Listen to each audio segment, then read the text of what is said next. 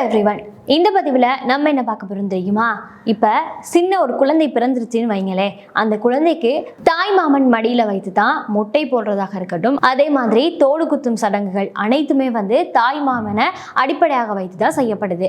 அந்த வகையில் இந்த தோடு போடுறோம் இல்லையா, அதாவது காது குத்துறோம், அது ஏன் தாய் மாமன் மடியில் மட்டுமே வைத்து குத்துறாங்க அப்படிங்கிறதுக்கான காரணம் பற்றி உங்களுக்கு தெரியுமா? இந்த பதிவில் நீங்கள் தெரிஞ்சு கொள்ளலாம். தாய் மாமன் மடியில் குழந்தைய வைத்து காது குத்தும் போது அந்த தாய் மாமனுக்கும் அந்த குழந்தைக்கும் இடையிலான பாச உறவு இருக்கு இல்லையா, அது காலகாலத்துக்கு தொடரும் அப்படின்னு நம்பப்படுது. இது மட்டும் இல்லாமல் தாயை அம்மா அப்படிங்கிற மாதிரியும் தாய் மாமனை அம்மான் அப்படிங்கிற முறையிலையும் தான் முன்னோர்கள் வகுத்து வைத்திருக்கிறாங்க.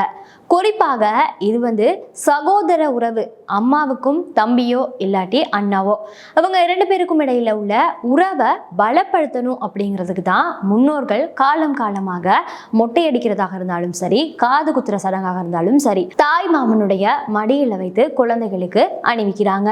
ஓகே கைஸ், இந்த பதிவை பற்றி நீங்கள் என்ன ஃபீல் பண்ணுறீங்க அப்படிங்கிறத மறந்துடாமல் கமெண்ட் பாக்ஸில் பின் பண்ணுங்கள்.